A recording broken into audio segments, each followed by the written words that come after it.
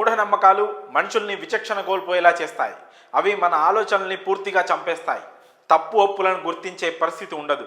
దీంతో ప్రమాదకరమైన ప్రాణాపాయంతో కూడిన నిర్ణయాలు తీసుకోవడానికి కారణమవుతాయి. దీంతో ఎన్నో అనర్థాలు జరుగుతాయి.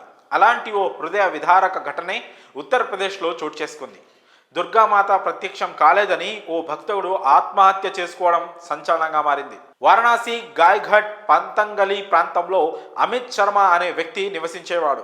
అమిత్కు కాళీమాత అంటే విపరీతమైన భక్తి. ఈ నేపథ్యంలో అతడు తన గదిలో కాళీమాత కోసం తపస్సు ప్రారంభించాడు. కాళీమాత తన ముందు ప్రత్యక్షం అవుతుందని అమిత్ అనుకున్నాడు.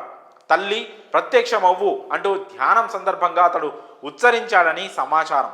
అయితే ఎంత నిష్టగా కూర్చొని తపస్సు చేసినా ఆ జగన్మాత ప్రత్యక్షం కాలేదు. చాలా ఏళ్లుగా ఆ దుర్గాదేవిని పూజిస్తున్న అమిత్ శర్మ తపస్సు చేసిన ఫలితం లేకపోవడంతో తీవ్ర నిరాశ చెందాడు.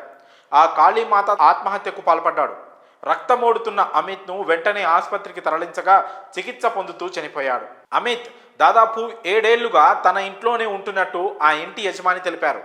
తరచుగా తీర్థయాత్రకు వెళ్లేవాడని, కాశీ విశ్వేశ్వర ఆలయాన్ని సందర్శించేవాడని ఇంటి ఓనర్ మీడియాకు చెప్పారు. ఇక పోలీసులు ప్రాథమిక దర్యాప్తులో తేల్చారు.